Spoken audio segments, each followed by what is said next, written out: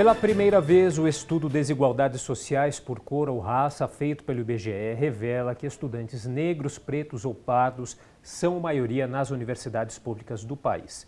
Bom, para conversar com a gente sobre este estudo, publicado na última semana, o Jornal da Câmara recebe o Jefferson Mariano, que é tecnologista em informação do IBGE. Tudo bem, Jefferson? Tudo bem. Obrigado pela presença mais uma vez. Ô Jefferson, como que a gente pode traduzir os dados dessa pesquisa, em especial essa informação, né, de que os negros são maioria nas universidades públicas do país pela primeira vez? Isso representa uma diminuição da desigualdade racial?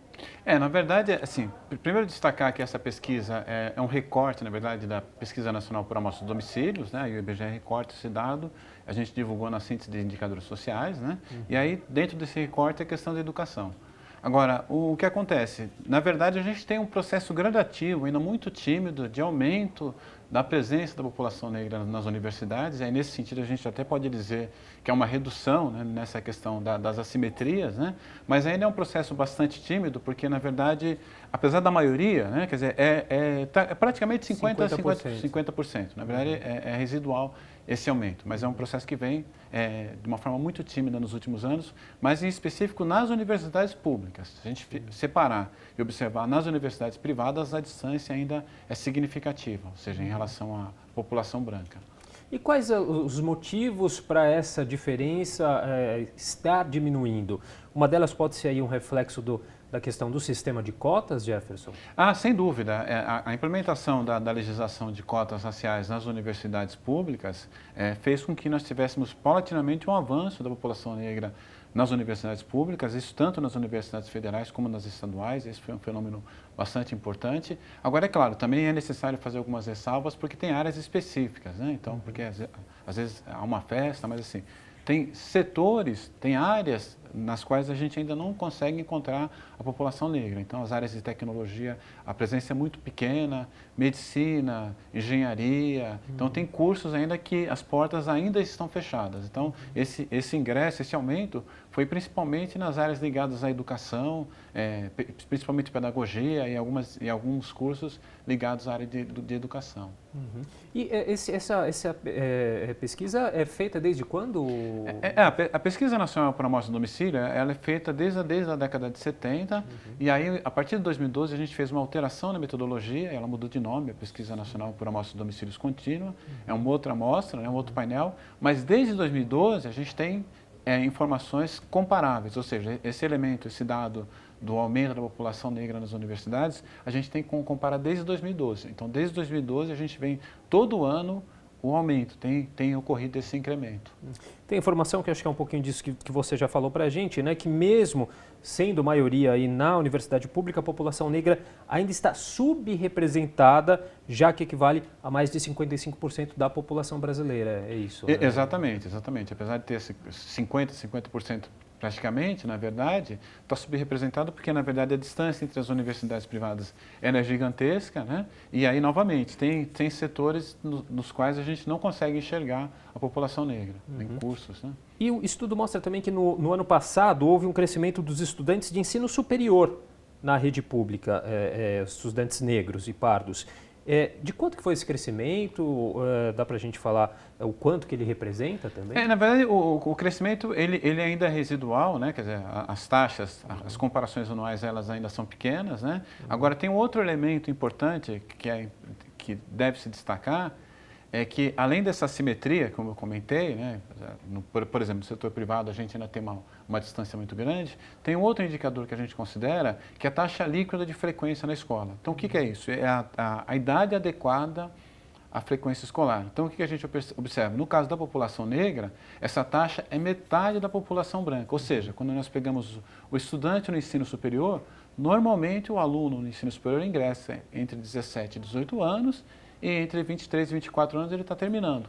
O que está acontecendo com a população negra? Ela entra tardiamente na universidade, que é um outro ponto importante. Por quê? Porque nesse período, exatamente entre 18 a 24, ou um período anterior, ela tem que abrir mão, tem que fazer escolhas. Uma das escolhas é trabalhar em detrimento da educação. Então, quando a gente começa a mergulhar nesses números e observar a questão da qualidade, nós temos esse ponto que é bastante importante destacar.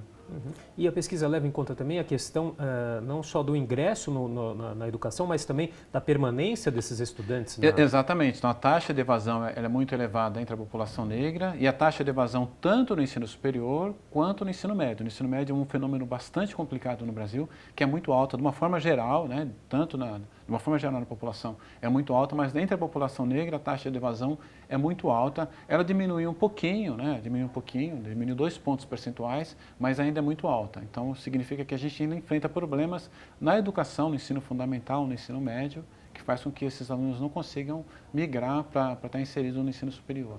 Qual que é a importância de questões como a gente viu na matéria aqui no nosso primeiro bloco, do curso da Escola do Parlamento, para tentar acabar com essa questão também da desigualdade racial, ainda nas escolas, entre as crianças? É um trabalho também de bastante relevância? Não, sem dúvida. Esse trabalho é fundamental, porque o que acontece? Nós temos uma questão econômica que faz com que o negro não consiga, por exemplo, concluir o ensino fundamental, tenha dificuldades com relação à inserção na universidade, mas temos um problema com relação à estrutura do ensino, e aí essa discussão é extremamente importante, né, que está associada à questão da história da população negra, história da África, a questão da autoestima. Então, o que acontece? A escola no Brasil é um ambiente muito perverso para a população negra. É hostil. E o que acontece? Isso faz com que a evasão, dentre todos os elementos, tenha essa questão de que o pior espaço para a criança estar, para a criança negra, é na escola, porque ela sofre preconceito, tem muitos professores que não estão preparados para enfrentar esse tipo de problema, então passa por um processo de formação dos professores, de conscientização. Então, esse trabalho é extremamente importante nesse sentido. E essa maioria de estudantes negros nas universidades públicas também reflete na questão do mercado de trabalho, Jefferson? Então, esse é um outro ponto que é bastante importante que a gente precisa discutir, né? Que a sociedade brasileira precisa discutir, porque uma questão é a educação e outra coisa é o mercado de trabalho, que não caminham junto. Então, o que nós percebemos quando nós observamos a metade da população negra já está presente nas universidades públicas. Nós temos um número grande de negros concluindo o ensino superior. Quando nós olhamos as ocupações, nós não conseguimos enxergar os negros em ocupações, em cargos de direção, em cargos de dirigente, em gerência, ou seja, não há mobilidade para o negro em relação ao mercado de trabalho. Então, esse é um ponto importante. E o segundo ponto é a própria questão das taxas de desocupação. A taxa de desocupação entre a população negra é muito mais elevada do que a população branca. E mesmo quando a gente percebe o crescimento do emprego, como foi observado nessa última divulgação, a gente percebe que as ocupações destinadas à população negra são ocupações relacionadas ao setor informal da economia.